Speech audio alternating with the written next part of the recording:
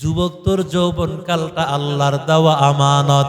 আল্লাহ তাআলা যৌবনকাল সম্পর্কে জিজ্ঞাসা করবে, এরে যুবক তোর যৌবনকালটা কোন কাজে কাটাইছো?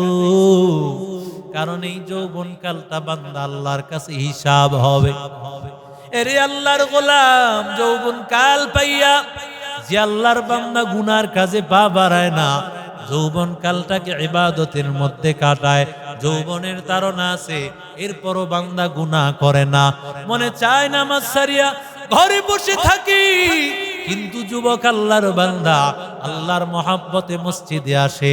যুবক আল্লাহর বান্দা মনে চাইতেছে কোন মেয়ের সাথে কথা বলি, সম্পর্ক করি, কোন মেয়ের সাথে ভালোবাসার সম্পর্ক লাগাই, মেয়ে অফার দিতেছে, কিন্তু ছেলে বলে না, ইন্নী আখাফুল্লাহ রাব্বাল আলামিন।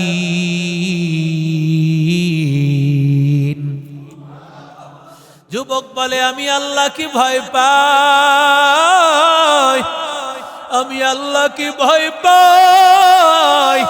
এরে আল্লাহর বান্দা যুবক, যেই যুবকটা এইভাবে আল্লাহকে ভয় করবে, আল্লাহ তাকে হাসরের ময়দানে আরশের নিচে ছায়া দান করবে।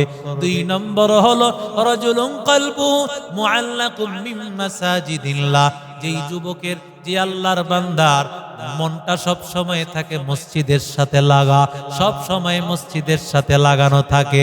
ফজরের আজান হয়ে গেছে, মসজিদের মধ্যে এসে থাকে, আল্লাহর বান্দা এশারের নামাজ পড়ে ঘুমিয়ে যায়। আল্লাহর বান্দা মনের মধ্যে চিন্তাও, মালিক ফজরের আজান হয়ে যাবে, মসজিদে চলে যাব। যে বান্দাই নিয়ত করে ঘুমায়, আল্লাহ তাআলা গোটা রাতটা তার ইবাদতের মধ্যে লিখে দেয়। ফজর পরে ঘুমায়, ফজর পড়েছে আবার টেনশন, যোহর পড়ব, যোহর পড়েছে আবার আসরের জন্য টেনশন, আসর পড়েছে মাগরিবের জন্য টেনশন, মাগরিব পড়েছে এশারের জন্য টেনশন। এইভাবে যাদের পাগল মন থাকে, আল্লাহর নবী বলেন এই শ্রেণীর লোককেও আল্লাহ আরশের নিচে ছায়া দিবে। আরো আস্তে কর। এরে নবীর আশিক উম্মতের দল, ওই ময়দান বড় কঠিন। ওই ময়দানে পয়গম্বর বলেন, ময়দানে কারো কাপড় থাকবে না, উলঙ্গ থাকবে। সব মানুষ উলঙ্গ হইয়া হুফাতান উরাতান, আল্লাহর নবী বলেন নগ্ন পা থাকবে, নগ্ন শরীর থাকবে, কিছুই থাকবে না বান্দা। একটু চিন্তা করেন, সমস্ত শরীরটা নগ্ন অবস্থা থাকবে, পায়েও জুতা নাই, শরীরেও কাপড় নাই, মাথায়ও কাপড় নাই, পুরা উলঙ্গ একটা অবস্থায় একটা মানুষ দাঁড়ায় থাকবে। একটু চিন্তা হয়, বলেন তো, উলঙ্গ অবস্থায় দাঁড়ায় থাকাটা কি কঠিন, মারাত্মক অবস্থা।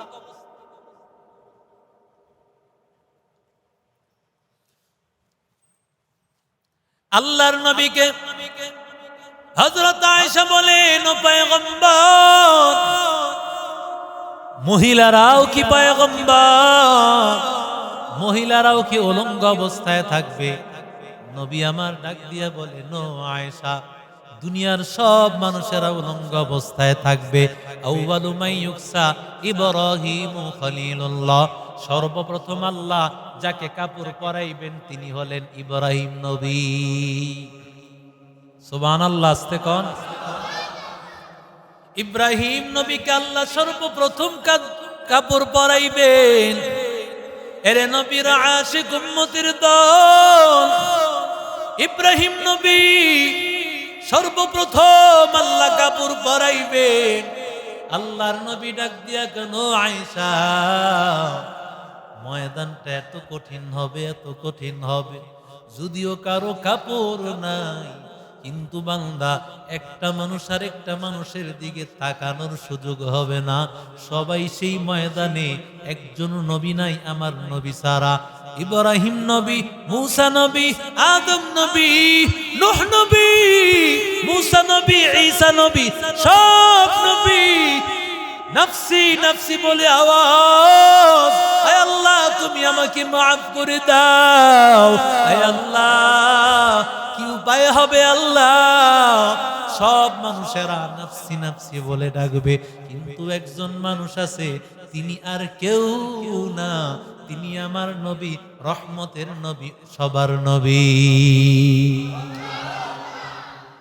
এরে নবীর আশিক উম্মতের দল, এরে আল্লাহর গোলাম, আল্লাহর নবী রাহমাতুল লিল আলামিন। হাসরের ময়দানে এমন কঠিন অবস্থা যখন হয়ে যাবে, 50,000 বছর হয়ে যাবে, বিচার কার্য শুরু হয় না, সমস্ত মানুষের পাগল, কি উপায় হবে? মুসলমানেরা বলবে আল্লাহ বিচার কার্যটা শুরু হয়ে গেল তো আমরা জান্নাত পেয়ে যাব। কাফের মুশরিক বেঈমানের দলেরা বলবে ও মালিক বিচার কার্যটা শুরু হয়ে যাক, জান্নাত পাই বা জাহান্নাম পাই কোনো টেনশন নাই, আর সহ্য করতে পারি না। কারণ দাঁড়ায় ছিল কয় বছর, জোরে কোন? 50,000 বছর দাঁড়ায় ছিল। সহ্য করা যায় না রে বান্দা, 50,000 বছর। একটু চিন্তা কর, 50,000 বছর কত কঠিন। ওই অবস্থায় সবাই দাঁড়ায় থাকবে। একটু চিন্তা কর, একটু চিন্তা করো বান্দা। সবাই যখন পেরেশান হয়ে যাবে, এমন সময় সবাই পরামর্শ করবে আমাদের যাওয়া দরকার আল্লাহর কাছে। কে সুপারিশ করতে পারে যেন আল্লাহ বিচার কার্যটা শুরু করে দেয়? আল্লাহ বিচার কার্য শুরু না করলে তো আমরা জান্নাত জাহান্নাম কোনো ফয়সালাই হবে না, হবে না। এরে আল্লাহর বান্দারা সবাই দৌড়াইয়ে যাবে আদম, আবুল বাশার, সমস্ত মানুষের পিতা।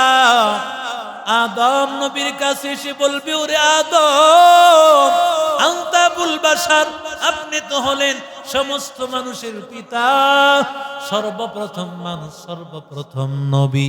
আল্লাহ তাআলা আপনার মধ্যে খলাকাল্লাহু বিয়াদিহি, আল্লাহ আপনাকে বানাইছেন, আল্লাহর কুদরতি নিজের হাতে বানাইছেন।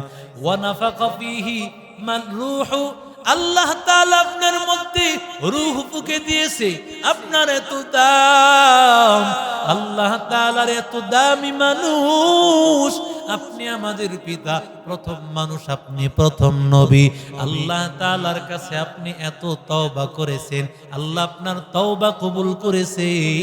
আপনি এত দামি মানুষ, আজকে আপনি আমাদের বিপদ থেকে উদ্ধারের জন্য আল্লাহর কাছে বলেন, সুপারিশ করেন যেন আল্লাহ আমাদের বিচার কার্যটা শুরু করে দেয়। আদম নবী বলেন ইন্না রাব্বি গাযিবা ইয়াওমান, আমার মালিক আল্লাহ এত রাগ আল্লাহ কোনদিন হয় নাই। আজকের দিনের আগে আল্লাহ কোনদিন এতটা রাগান্বিত হন নাই। আল্লাহর কাছে কথা বলার ক্ষমতা নাই, কিভাবে আমি কথা বলবো? আল্লাহ বলেছেন উসকুন আনতা ওয়া যাওজুকাল জান্নাহ ফাকুলা মিন হাইসু শি'তুমা ওয়ালা তাকরাবা হাযিহিস শাজারাতা ফাতাকুনা মিনায